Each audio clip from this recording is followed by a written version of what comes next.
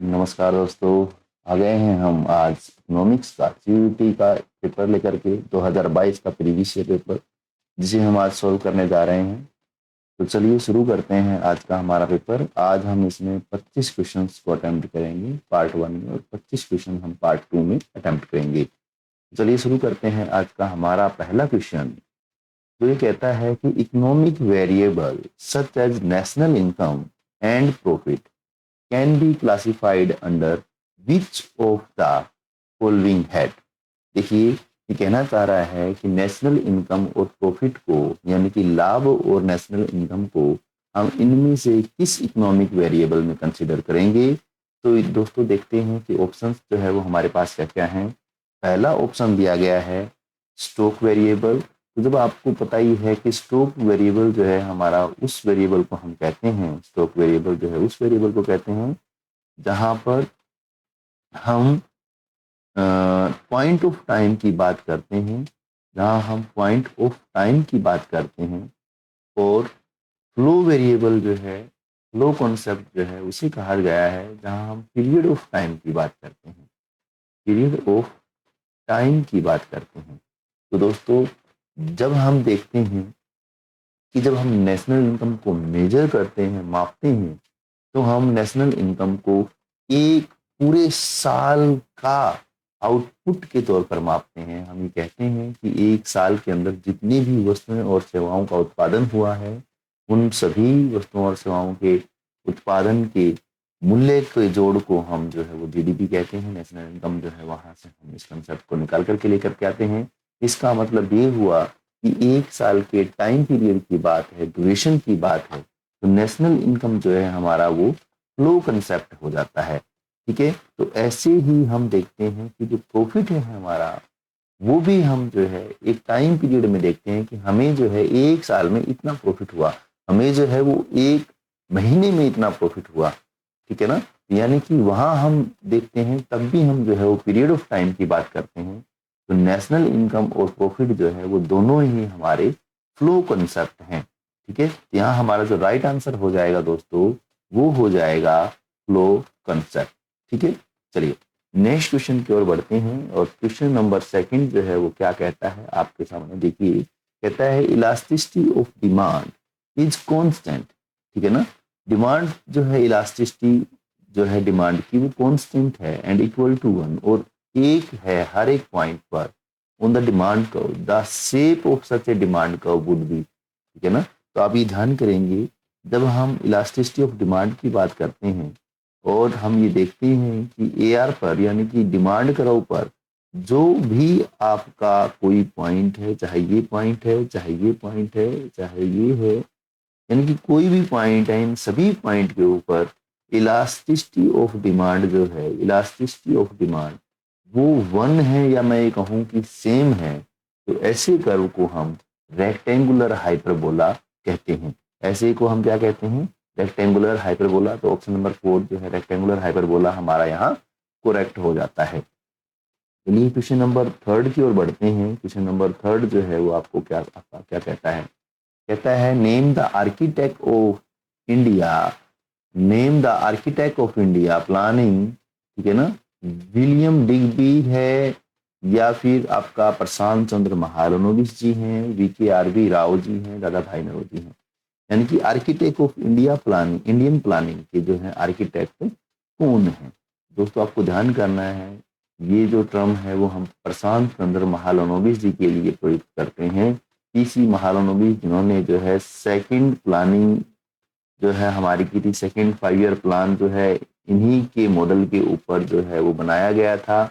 और इन्होंने इस सेकंड 5 ईयर प्लान के अंदर ये कहा था कि हमें जो है बड़ी इंडस्ट्रियलाइजेशन की ओर ध्यान देना चाहिए। तो दोस्तों मैं आपको बताता हूँ कि जब हम ये देखते हैं कि चाइना हमारे से पीछे जो है वो आज़ाद हुआ, और उसने पीछे जो है, यानी कि हमारे बाद जो है प्लानिंग और इन चीज़ों पर फोकस किया, लेकिन वो आज हमारे से आगे है और हम उससे पीछे हैं। इसके पीछे का जो रीज़न है वो यही है कि हमारी जो गवर्नमेंट है, उनकी जो प्लानिंग थी वो कहीं ना कहीं थोड़ी सी कमज़ोर रह गई, और चाइना ने जो प्लानिंग की वो थोड़ा सा एडवांस थी। ठीक है, यानी कि चाइना ने इंडस्ट्रियलाइजेशन पे ज़्यादा जोर दिया और इंडिया ने थोड़ा सोशलिज्म पर ज़्यादा जोर दिया। तो उस वजह से चाइना जो है वो थोड़ा आगे हो गया है। आज आप देखते हैं चाइना एक जो है बड़ी अर्थव्यवस्था है और एक उभरी हुई अर्थव्यवस्था, एक स्ट्रॉन्ग जो है वो देश बन चुका है।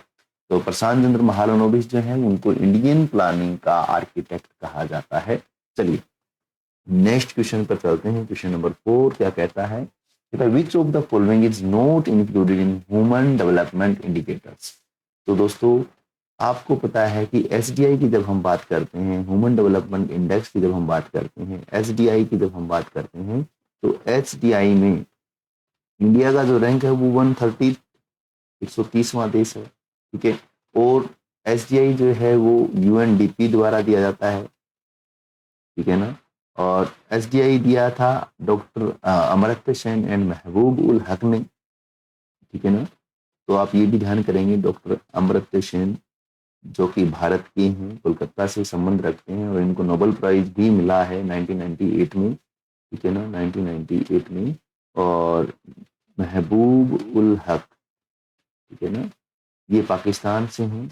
इन दोनों ने मिलकर के एफडीआई जो है उसको डेवलप किया। यूएनडीपी ने जो है इसको 1990 में जो है लागू कर दिया, यानी कि इसको अपना लिया। और इसमें 3 जो है वो नेशनल इनकम और लाइफ एक्सपेक्टेंसी और लिटरेसी रेट को इसमें शामिल किया गया था। उसके आगे फिर उनको डिवाइड किया गया है जो 2 हिस्सों में। ठीक है, तो नेशनल पर कैपिटा इनकम को इसमें इंक्लूड किया जाता है, बेसिक टू सैनिटेशन इसमें इंक्लूड किया जाता है, इन्फेंट मोर्टेलिटी रेट को जो है जो मैंने आपको बताया लाइफ एक्सपेक्टेंसी, इसके अंदर जो है ये इसका सब पार्ट है, तो उसको भी इंक्लूड किया जाता है। वुमेन एम्पावरमेंट एक बहुत ही बढ़िया मेजरमेंट है, बहुत ही जरूरी मेजरमेंट है और बहुत ही अच्छा इनिशिएटिव है, लेकिन लेकिन लेकिन इसको एसडीआई में शामिल नहीं किया जाता है। तो यहाँ आप देखते हैं कि इनमें से क्या है जिसको शामिल नहीं किया जाता है, तो आप कहेंगे वुमेन एम्पावरमेंट। ठीक है ना, तो वुमेन एम्पावरमेंट को एसडीआई में शामिल नहीं किया जाता है। चलिए नेक्स्ट क्वेश्चन की ओर बढ़ते हैं और क्वेश्चन जो है क्वेश्चन नंबर 5 जो है वो क्या कहता है देखते हैं। कहता है which of the following statement are incorrect. इनमें से कौन सा स्टेटमेंट जो है वो इनकोरेक्ट है। देखिए circular flow of income does not take place in a closed economy. ठीक है ना, क्या कहता है कि सर्कुलर जो है, ठीक है ना, सर्कुलर जो है फ्लो है इनकम का, वो इकोनॉमी के अंदर जो है वो इकोनॉमी के अंदर क्या कर रहा है, does not take place in close economy. ठीक है ना, does not take place in close economy. ठीक है, पहली बात। दूसरी बात क्या कहता है कि real flow consist of flow of factor service from household to firms. Real flow जो है consist of flow of factor services from household to firm. Yes, ठीक है ना, तो आप यहाँ पर ये बनाएंगे, हम अगर यहाँ पर 2 सेक्टर मॉडल बना लेते हैं, हाउस होल्ड, और यहाँ हम बना लेते हैं प्रोड्यूसर सेक्टर। ठीक है, तो हाउस होल्ड से जितने भी फैक्टर्स हैं वो प्रोड्यूसर फर्म की ओर जाते हैं, तो वो हमारा रियल फ्लो है। यस, तो बी तो जो है हमारा वो करेक्ट है। Circular flow of income does not take place in close economy. ठीक है ना, तो क्लोज इकोनॉमी के अंदर जो है वो सर्कुलर फ्लो को शामिल नहीं किया जाता है। इसको देखेंगे एक बार। सी देखते हैं, in a 2 sector economy total production is always equal to total consumption. ठीक है ना, तो ये क्या कह रहे हैं कि रियल फ्लो जो है नहीं sorry, in a 2 sector economy यानी कि हाउस होल्ड प्रोड्यूसर के सेक्टर के मामले में टोटल प्रोडक्शन जो होता है वो हमेशा टोटल कंजप्शन के इक्वल होता है। ठीक है, money flow consists of flow of factor payment from household to home. Money flow consists of flow of factor payment from household to home. Yes, D भी सही है आपका और B भी सही है, यानी कि B एंड D जहां है वो दोनों ही सही हैं। ठीक है, तो यहाँ पर आप ये देखेंगे कि आप यहाँ पे ये देखेंगे कि A जो है ये कह रहा है कि इनमें से कौन सा जो है वो इनकोरेक्ट है। सॉरी, ठीक है ना, तो इनकोरेक्ट जो है वो कौन सा है वो देखना अपने को। ठीक है, यहाँ आपका बी जो है वो करेक्ट है, तो आप ये कहेंगे कि बी हमारा यहाँ है, तो ये भी जो है ऑप्शन नहीं आएगा। बी हमारा यहाँ है, तो ये भी ऑप्शन जो हमारा नहीं आएगा। यानी कि अब 3 और 4 में से जो है हमारा आएगा। ए जिसमें है, ठीक है, वो हमें देखना है, और सी और डी। ठीक है, तो जो हमारा सी एंड डी है, ठीक है ना, जो ये कहता है कि in 2 sector economy total production is always equal to total consumption. ठीक है, तो ये आपका सही है। ठीक है, सी भी आपका सही है, तो यानी कि ए एंड डी थर्ड जो है आपका यहाँ पर राइट हो जाता है। चलिए नेक्स्ट क्वेश्चन की ओर बढ़ते हैं।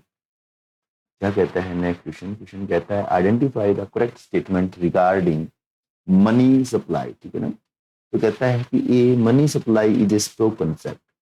ठीक है, तो आप कहेंगे कि यस, मनी सप्लाई जो है वो स्टॉक कंसेप्ट है। स्टॉक का मतलब होता है एक पॉइंट ऑफ टाइम, और हम ये देखते हैं कि जब हम मनी सप्लाई को मेजर करते हैं, जब हम कहते हैं कि आज अभी, यानी कि जब भी मनी सप्लाई को मेजर किया जाता है दोस्तों, तो ऐसे कहा जाता है कि 31 मार्च 2026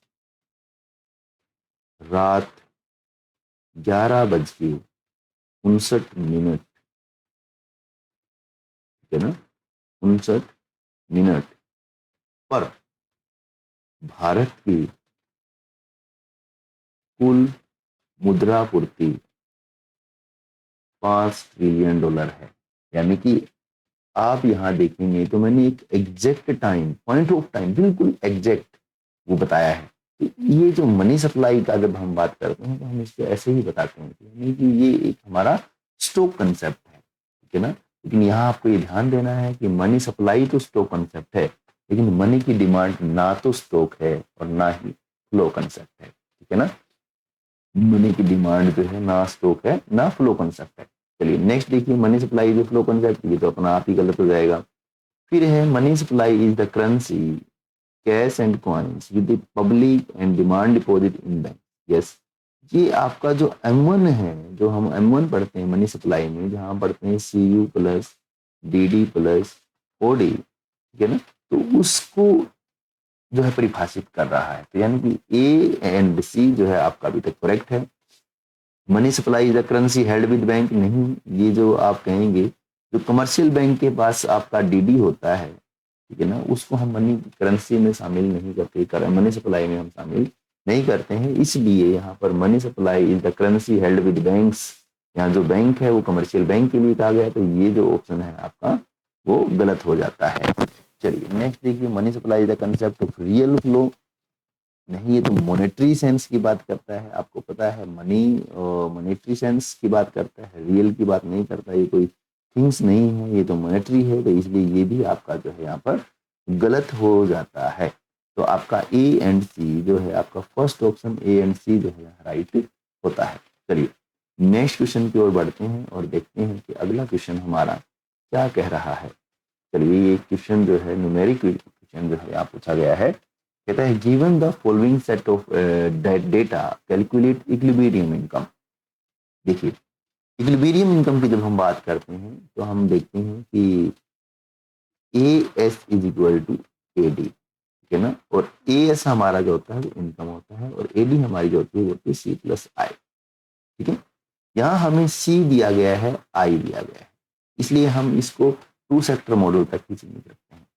ठीक है, तो y के इक्वल जो है वो C+I है। और जब हमारा कंजप्शन की बात हम करते हैं तो हम कहते हैं एक हमारा ऑटोनोमस कंजप्शन होता है, जब भी हमारी इनकम जीरो होती है तब भी हम कुछ ना कुछ कंजप्शन जो है वो करते हैं, जिसको हम ऑटोनोमस कंजप्शन कहते हैं।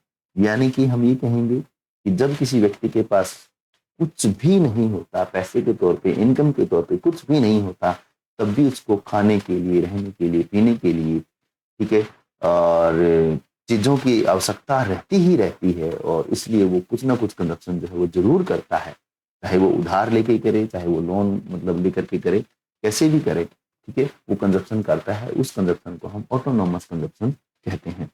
एक तो वो कंजप्शन होती है और साथ में एक कंजप्शन होती है जिसको हम बोलते हैं C0Y, यानी कि जो इनकम है हमारी Y, उसका कुछ परसेंटेज हम कंजप्शन करते हैं, जिसको C0 को मैं हमेशा जो है आपको कहता हूं कि ये हमारी MPC होती है। ठीक है, तो इस C को इस C की जगह वैल्यू पुट करते हैं, तो हम कहेंगे Y is equal to C bar plus C0Y plus I। ठीक है ना, यहाँ हमने कहा तो y इज इक्वल टू इसकी जगह वैल्यू पुट करते हैं।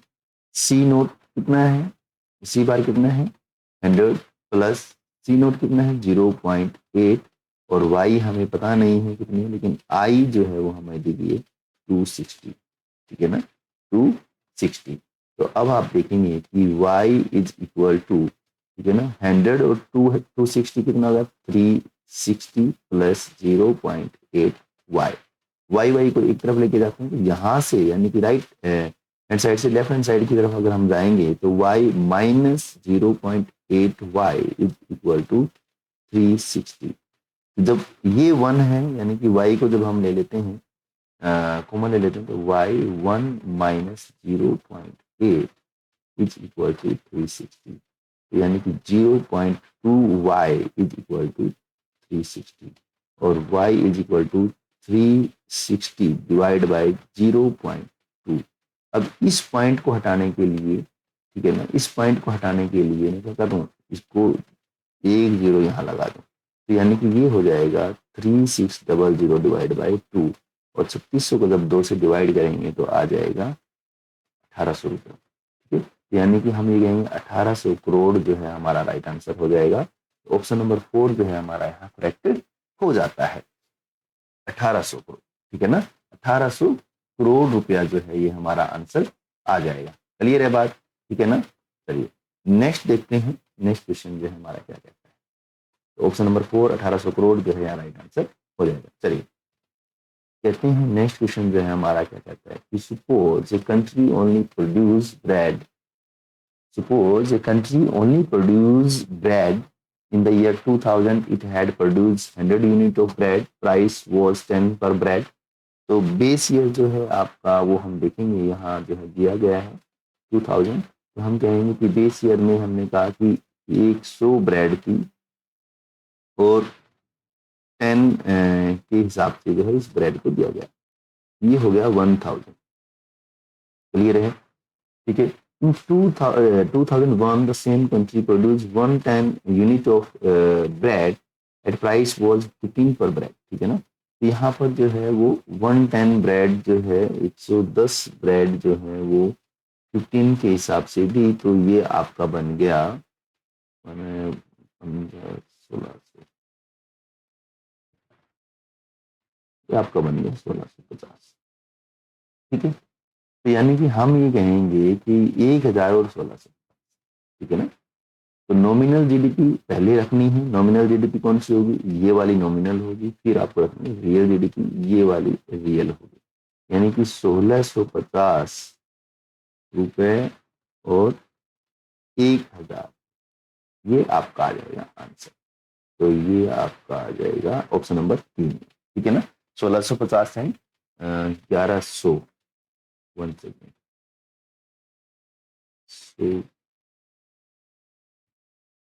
रियल जीडीपी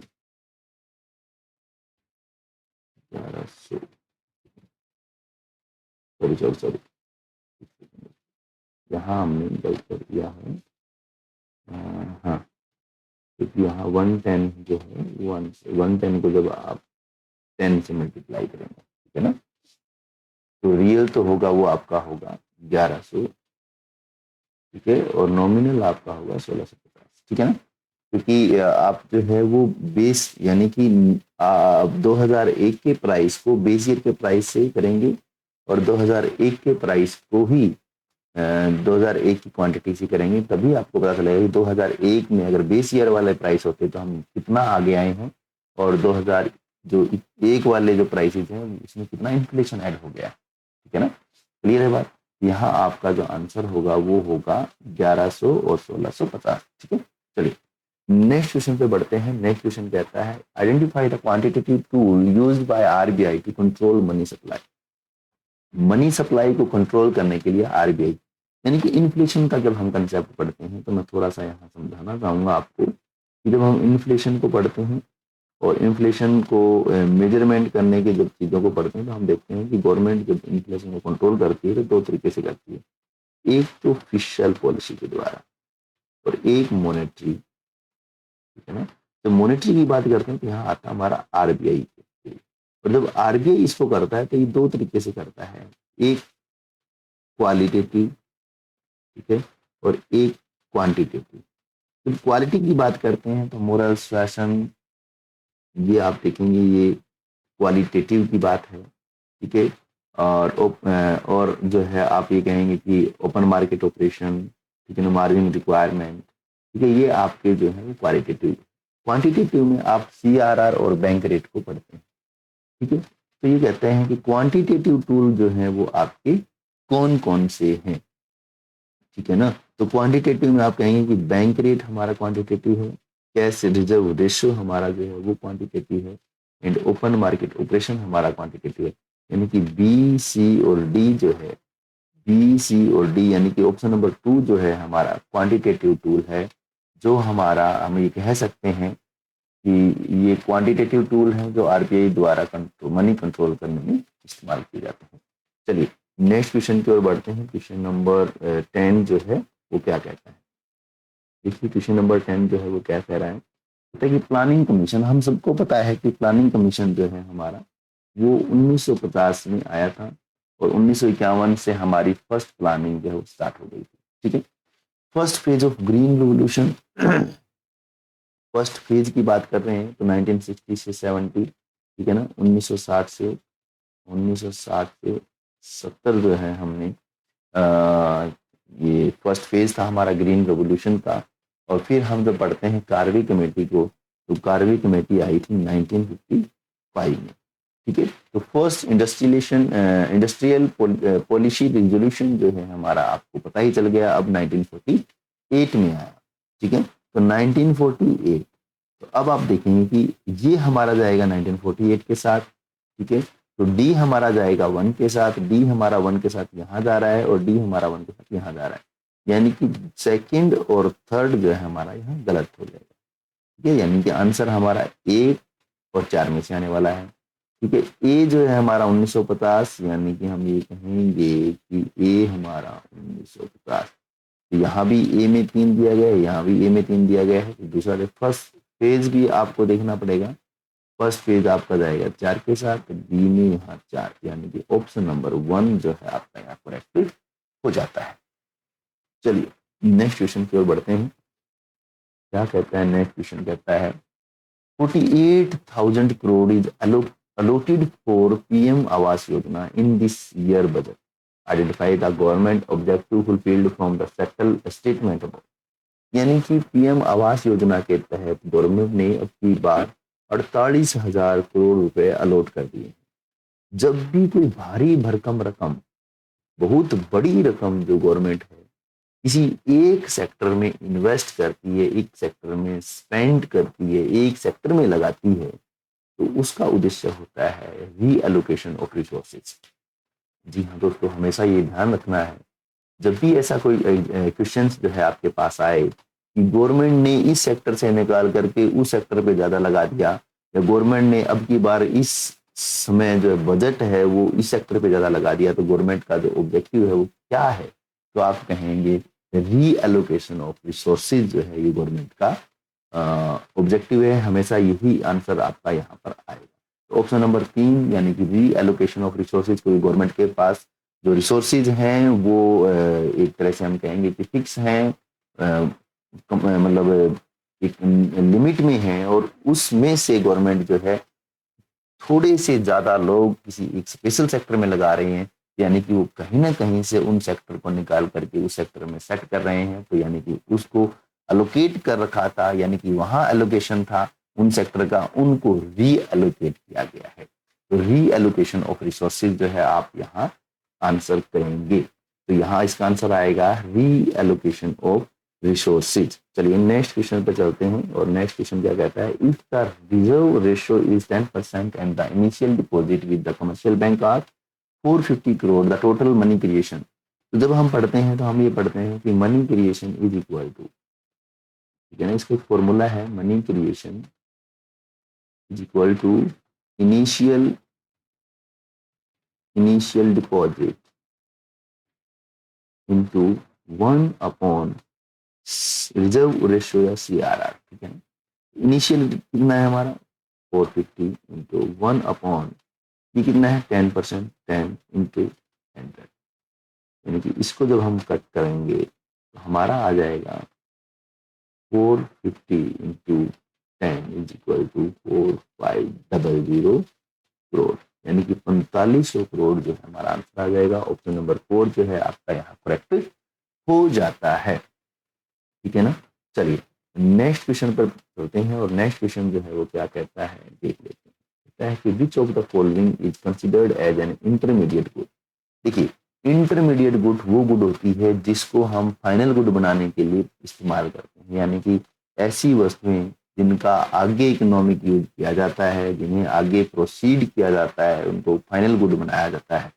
तो आप देखेंगे कि मोबाइल जो है उसको परचेज किया है किसी स्टूडेंट ने, तो ये इंटरमीडिएट गुड है नहीं है, ये हम नहीं कह सकते क्योंकि ये फाइनल भी हो सकता है। ठीक है, तो ये इसको रीसेल नहीं करेगा, फाइनल गुड है, रीसेल नहीं करेगा, दोबारा से नहीं बेचेगा। अगर यही किसी वेंडर ने या किसी दुकानदार ने खरीदा हुआ होता बेचने के उद्देश्य से, ठीक है ना, यहाँ आपको ध्यान करना है, मोबाइल खरीद रहा है आगे फर्दर बेचने के लिए, तो इंटरमीडिएट होता। ठीक है, कार परचेज की गई है हाउस होल्ड में, यानी कि वो भी इसको यूज करेगा, ये भी फाइनल है। Seeds and fertilisers purchase by a farmer. देखिए फार्मर जो है जो भी बीज को खरीदेगा तो वो उसको बोएगा और उससे जो है उसको उत्पादन मिलेगा, यानी कि वो उसका इस्तेमाल करेगा प्रोडक्शन के लिए। ये आपका जो है इंटरमीडिएट गुड है। ऑप्शन नंबर 3 जो है आपका यहाँ राइट हो जाता है। चलिए नेक्स्ट क्वेश्चन की ओर चलते हैं। क्वेश्चन नंबर जो है आपका 14 क्या कहता है। क्वेश्चन नंबर 14 कहता है मैच लिस्ट 1 विद लिस्ट 2। ठीक है, match list 1 with list 2। Monetary base आप हमेशा ध्यान करते हैं कि मॉनेटरी बेस जो होता है वो हमारा होता है करेंसी। ठीक है ना, मॉनेटरी बेस जो है हमारा होता है करेंसी, तो यानी कि एक आ तीन तो वैसे दो में है। ठीक है, तो हमारा यहाँ से ही सही हो जाता है। फिर भी हम देखें एसेट जो होते हैं वो हमेशा लोन होता है, और जब लोन को एक्सटेंड किया गया है बैंक के द्वारा, इसका मतलब ये हुआ कि बैंक को ब्याज जो है वो ज्यादा आएगा। ठीक है, तो एसेट जो है वो लोन को एक्सटेंड करना जो है वो आपका एसेट होगा। लाइबिलिटीज जो है डिपॉजिट ज्यादा आना लाइबिलिटीज होगा। क्रेडिट कंट्रोल जो है या सिलेक्टिव क्रेडिट कंट्रोल की जब बात आती है तो आपकी बात आती है आरबीआई। ठीक है ना, रिजर्व बैंक ऑफ इंडिया। ठीक है, तो मैं देखता हूं कि ए का 3, बी का 1, सी का 4, डी का 2। यस, तो ऑप्शन नंबर 2 जो है आपका यहाँ करेक्ट हो जाता है। चलिए नेक्स्ट क्वेश्चन की ओर चलते हैं। नेक्स्ट क्वेश्चन क्या कहता है देख लेते हैं। कहता है which one of the following is the apex body to coordinate the activities of all institutions involved in the rural financing system। जब रूरल फाइनेंसिंग सिस्टम की बात आती है तब बैंक जो है वो भी रूरल डेवलपमेंट बैंक होगा। National bank for agriculture and rural development. Yes, कि रूरल डेवलपमेंट की बात है और रूरल फाइनेंसिंग की बात है तो नाबार्ड है, और नाबार्ड जो है वो 1982 में इसकी स्थापना हुई थी, आप ध्यान करेंगे 1982 में। ठीक है, तो ऑप्शन नंबर 1 जो है आपका यहाँ सही हो जाता है। चलिए नेक्स्ट क्वेश्चन की ओर बढ़ते हैं। कहता है infrastructure is divided into 2 category. Yes, infrastructure जो है इसको 2 कैटेगरी में डिवाइड किया जाता है। एक जो है वो है आपकी सोशल, और एक जो होता है वो आपका होता है इकोनॉमिक। ठीक है ना, सोशल एंड इकोनॉमिक में जो है इसको डिवाइड किया जाता है। सोशल में आप देखते हैं जब एजुकेशन की बात आती है, जब आपकी हेल्थ की बात आती है, ठीक है, तो जब एजुकेशन, हेल्थ, वुमेन एम्पावरमेंट, इन चीज़ों की बात आती है तो ये आपका सोशल इंफ्रास्ट्रक्चर है। ठीक है ना, सोशली आप लोगों को इंफ्रास्ट्रक्चर दे रहे हैं। इंफ्रास्ट्रक्चर का मतलब है कि उनको बिल्ड कर रहे हैं। इकोनॉमिक में आप जो है वो देखते हैं ट्रांसपोर्ट, यानी कि रोड, सड़कें, रेलवे लाइंस, आप इसमें परिवहन को जितना भी आप चीज़ों को शामिल करते हैं, बंदरगाह, पोर्ट, सब का निर्माण जो है आपका इकोनॉमिक है। दूसरा आप देखते हैं इसमें संचार को, यानी कि टेलीफोनिकली, पोस्ट, डाक, ठीक है, ये सारी चीजें जो हैं आपकी इकोनॉमिक इंफ्रास्ट्रक्चर है। तो ये 2 प्रकार के इंफ्रास्ट्रक्चर होते हैं, social infrastructure and economic infrastructure. देखिए प्राइमरी या सेकेंडरी नहीं होता है, कमर्शियल सोशल जो है यहाँ पर सोशल होता है, कमर्शियल नहीं होता है, सर्विस एंड इंडस्ट्रीज नहीं होता है, social and economic. Yes, option number 4 जो है आपका यहाँ करेक्ट हो जाता है। चलिए नेक्स्ट क्वेश्चन की ओर बढ़ते हैं। कहता है what would be the value of investment multiplier if MPC is equal to MPS. देखिए आपको पता ही है कि जब एमपीसी एमपीएस बराबर है इसका क्या मतलब है। ये हम जानते हैं कि MPC plus MPS is equal to 1, और जब ये दोनों बराबर हैं तो हम ये कहेंगे कि एमपीसी भी 0.5 है और एमपीएस भी 0.5 है, तभी ये 1 है। ठीक है, अब हमें इन्वेस्टमेंट मल्टीप्लायर देखना है। जब हम इन्वेस्टमेंट मल्टीप्लायर देखते हैं तो हम देखते हैं investment multiplier is equal to 1/1 minus MPC। ठीक है, तो यानी कि हम ये देखेंगे कि 1/1 माइनस 0.5, जब 0.5 की बात करेंगे तो 1/0.5, यानी कि इसको जब इससे काटेंगे तो आएगा आंसर 2। तो आंसर आ जाएगा ऑप्शन नंबर 3, आंसर आएगा 2। तो मल्टीप्लायर का जो इन्वेस्टमेंट मल्टीप्लायर होगा उसकी वैल्यू होगी 2। ठीक है, तो यहाँ पर राइट आंसर होगा 2। चलिए नेक्स्ट क्वेश्चन पर बढ़ते हैं। क्वेश्चन नंबर जो है हमारा 18 क्या कह रहा है देख लेते हैं। कहता है which of the following is a function of RBI। देखिए RBI का फंक्शन क्या है। RBI कभी भी पब्लिक से डील नहीं करता है, तो जनरल पब्लिक से चाहे वो डिपॉजिट की बात करें चाहे वो लोन की बात करें वो नहीं करता है, ठीक है ना। Banker to the government, yes, वो सरकार का बैंक है, ये आप पढ़ते हैं। ठीक है, तो ऑप्शन नंबर 3 जो है आपका यहाँ राइट हो जाता है। क्रेडिट क्रिएशन का काम जो है वो कमर्शियल बैंक करते हैं, ये भी कमर्शियल बैंक करते हैं, ये भी कमर्शियल बैंक करते हैं। तो ऑप्शन नंबर 3 जो है आपका यहाँ करेक्ट हो जाता है, जहां पर आपका आंसर आता है कि बैंकर टू द गवर्नमेंट। ठीक है ना, बैंकर टू द गवर्नमेंट। चलिए नेक्स्ट क्वेश्चन की बात कर रहे हैं। यहाँ पर कहता है कि if MPC is 0.7 autonomous consumption 100 crore, then find the level of consumption at level income level 8,000 crore। ठीक है, चलिए तो आपको मैंने कहा था कि हम जब इनकम की बात करते हैं तो Y is equal to C plus I की बात करते हैं, लेकिन यहाँ पर इन्वेस्टमेंट हमें दिया ही नहीं गया है, यानी कि इनकम जो है सिर्फ कंजप्शन के इक्वल है। क्लियर है बात, ठीक है। तो जब कंजप्शन की इक्वल है तो हमें ये पता है कि C is equal to C bar plus C nought Y। ठीक है, इनकम हमें दी गई है कितनी, 8,000। C नोट हमें दिया गया है कितना, 0.75। ठीक है, प्लस और ऑटोनोमस कंजप्शन हमें दिया गया है 100 इज इक्वल टू Y, यानी कि ये हमने बनाया Y is equal to C bar plus C nought Y, यानी कि इसकी ये जो इक्वेशन है इसकी इक्वेशन में हमने ये वैल्यू पुट कर दी। ठीक है, तो y is equal to 100 plus, ठीक है, 8,000 का जो हम देखते हैं 75% निकालेंगे, ठीक है ना, तो लगभग 6,000। ठीक है ना, 6,000 जो है इसका आंसर, यानी कि 6,000 यहाँ 100 ये तो इनकम कितनी हो जाएगी, 6100 करोड़। ठीक है ना, यहाँ आपका ऑप्शन नंबर 2 जो है 6100 करोड़ यहाँ आंसर आ जाएगा। चलिए नेक्स्ट क्वेश्चन करते हैं। क्या कहता है, rearrange the following in chronological order. ठीक है ना, rearrange the following in chronological order of their occurrence. ठीक है ना, establishment of people, Republic of China, great proletarian, cultural revolution की जब हम बात करते हैं, first 5 year plan of Pakistan की जब हम बात करेंगे, फर्स्ट 5 ईयर प्लान तो आपको पता ही है इंडिया का आया था 1951 में और इनका आया था 1956 में, यानी कि पाकिस्तान का फर्स्ट ईयर प्लान जो 1956, इंडिया का first year plan 1951। Economic reform जो थे वो भी पाकिस्तान में 1988 में आए थे। ठीक है, ग्रेट प्रोलेटेरियन कल्चरल रिवोल्यूशन जब हम बात करते हैं तो ये हुआ था 1966 में।